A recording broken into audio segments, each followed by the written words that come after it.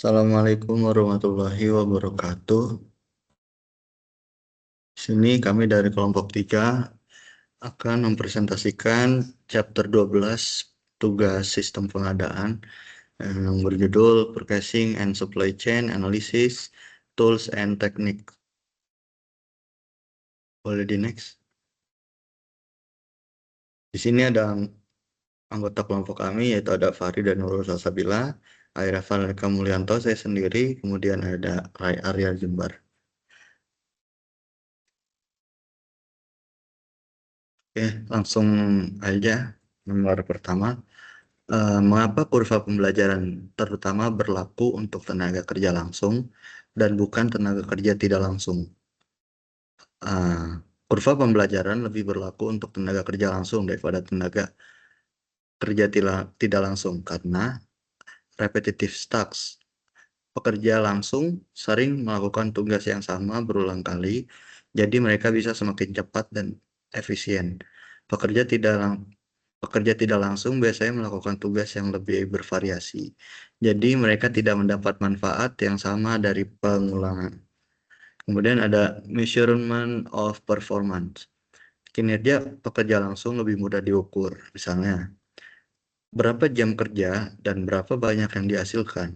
Ini membuat penerapan kurva pembelajaran lebih mudah. Pekerja tidak langsung sering melakukan tugas yang sulit diukur dan tidak langsung terkait dengan output produksi. Kemudian yang ketiga ada impact of learning. Pekerja langsung bisa melihat peningkatan besar dalam produktivitas karena mereka terus belajar dan menjadi lebih cepat. Pekerja tidak langsung tidak selalu melihat peningkatan yang sama karena tugas mereka lebih bervariasi. Consistency of workforce. Kurva pembelajaran bekerja lebih baik jika tenaga kerja stabil. Pekerja langsung cenderung memilih pergantian yang lebih rendah, jadi mereka bisa meningkatkan keterampilan mereka. Pekerja tidak langsung mungkin mengalami pergantian yang lebih tinggi yang bisa mengganggu proses pembelajaran. Singkatnya, karena tugas yang berulang, mudah diukur, dampak pembelajaran yang besar, dan konsistensi tenaga kerja, kurva pembelajaran lebih cocok untuk tenaga kerja yang langsung. Next. Selanjutnya, jika setiap kali volume produksi berlipat ganda berlipat ganda dan kebutuhan tenaga kerja langsung, rata-rata kumulatif menurun sebesar 5%, berapakah tingkat pembelajaran yang tepat? Jadi, tingkat pembelajaran bisa dihitung dengan melihat bagaimana rata-rata kebutuhan tenaga kerja langsung berkurang saat volume produksi berlipat ganda. Kalau setiap kali produksi berlipat ganda, rata-rata kebutuhan tenaga kerja langsung berkurang 5%. Kita bisa hitung tingkat pembelajarannya seperti ini. Ada dua. Yang pertama, understanding the learning rate. Tingkat pembelajaran didefinisikan sebagai persentase dari rata-rata jam kerja sebelumnya yang tersisa setelah produksi berlipat ganda. Jika rata-rata jam kerja berkurang sebesar 5%, ini berarti 95% dari rata-rata jam kerja sebelumnya tetap ada. Kemudian ada calculating the learning rate. Tingkat pembelajaran dapat dinyatakan sebagai tingkat pembelajaran sama dengan 1 dikurang persentase penurunan. Dalam hal ini, persentase penurunan adalah 0,05 atau 5%. Jadi, 1 dikurang 0,05 sama dengan 0,95 atau 95%. Dengan demikian, jika rata-rata kumulatif kebutuhan tenaga kerja langsung berkurang sebesar 5%, setiap kali volume produksi berlipat ganda, tingkat pembelajaran yang sesuai adalah 95%. Ini menunjukkan bahwa saat produksi berlipat ganda, rata-rata jam kerja langsung yang diperlukan untuk menghasilkan 1 unit output adalah 95% dari rata-rata sebelumnya. Next. Kemudian, mengapa penting bagi pembeli untuk mengetahui tingkat pembelajaran pemasok saat mempersiapkan negosiasi kontrak pembelian? Jadi, memahami tingkat pembelajaran pemasok sangat penting bagi pembeli saat negosiasi kontrak pembelian. Karena ada 6 hal. Yang pertama, cost saving. Jadi, kita dapat mengetahui bagaimana biaya tenaga kerja berkurang seiring peningkatan produksi membantu pembeli menegosiasikan harga yang lebih rendah. Kemudian ada fair negotiation. Dengan informasi ini, pembeli bisa memastikan harga yang disepakati adil dan mencerminkan efisiensi pemasok. Kemudian ada budgeting and forecasting. Pembeli bisa memperkirakan biaya masa depan dengan lebih baik dan mengatur anggaran dengan tepat. Kemudian yang keempat ada supplier relationship management. Pengetahuan ini bisa meningkatkan kerjasama antara pembeli dan pemasok untuk mengoptimalkan produksi. Kemudian risk management, memahami kemampuan produksi pemasok membantu pembeli menilai resiko dan membuat keputusan lebih baik. Kemudian yang terakhir ada competitive advantage, pembeli bisa mendapatkan harga yang lebih baik dan bersaing lebih efektif di pasar. Jadi singkatnya itu, mengetahui tingkat pembelajaran pemasok membantu pembeli menegosiasikan harga yang lebih baik, merencanakan anggaran, mengelola risiko, dan membangun hubungan yang lebih baik dengan pemasok.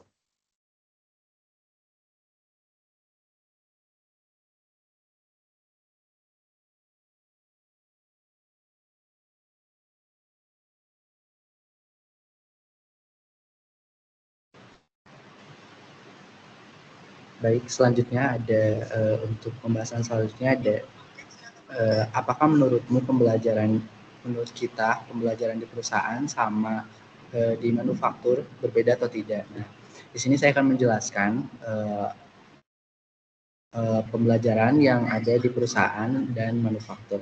Ada 4 poin yang kita dapat. Yang pertama ada mekanisme pembelajaran, di mana di manufaktur ini pembelajaran sering didorong oleh perbaikan proses dan juga efisiensi melalui tugas yang berulang. Nah,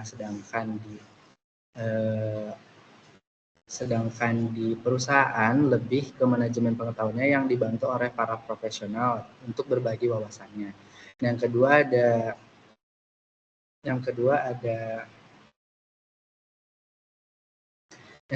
ada depresi pengetahuan,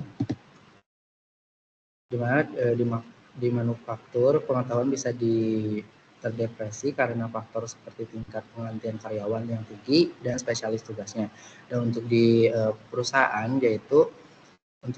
layanan profesional yaitu cenderung ke depresiasinya pengetahuannya yang sama dan juga tidak mengikuti standar yang telah diadakan. Nah, yang ketiga ada di pengalamannya. Untuk di pembelajaran di profesional, kalau semakin cepat, jadi pengalaman juga semakin cepat karena para profesional juga membantu dalam pembelajarannya.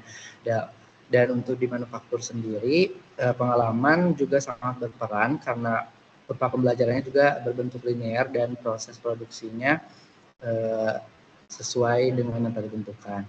Nah, yang terakhir ada sifat pekerjaan, di mana di layanan profesional seringkali melibatkan solusi yang disesuaikan dan pengetahuan yang juga sangat spesialis, di mana sedangkan di manufaktur sendiri yaitu biasanya fokus pada tugas yang sangat berulang dan prosesnya juga distandarisasi.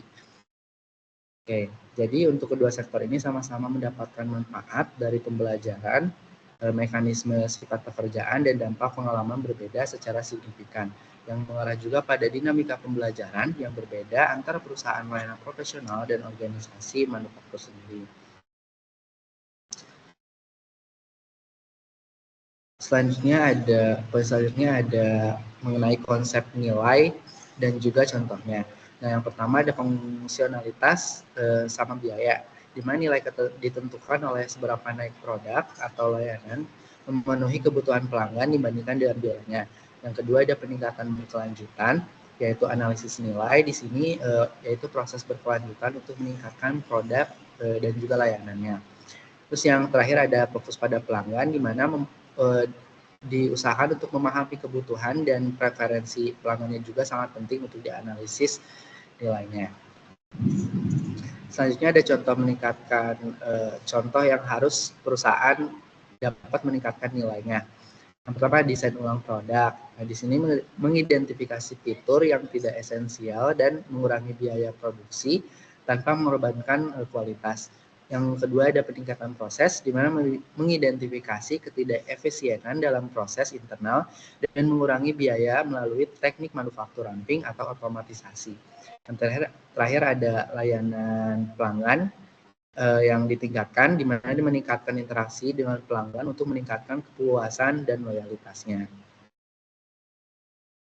Nah, selanjutnya ada mengapa si perusahaan ini harus secara aktif menerapkan analisis nilai nih. Nah, di sini saya akan menyampaikan alasan utama perusahaan. Yang pertama ada pengurangan biaya, di mana mengidentifikasi peluang untuk mengurangi biaya tanpa mengorbankan kualitas atau fungsionalitas. Yang kedua ada peningkatan nilai produk, di mana meningkatkan nilai produk dengan meningkatkan fungsionalitas atau mengurangi biaya. Yang ketiga ada keunggulan kompetitif, menawarkan produk superior dengan harga lebih rendah untuk menarik lebih banyak pelanggan. Yang keempat ada peningkatan berkelanjutan, yaitu memastikan adaptasi terhadap perubahan pasar dan preferensi pelanggan. Yang kelima ada kolaborasi lintas fungsi, di mana mendorong kerjasama antar departemen untuk inovasi dan juga pengelolaan biayanya.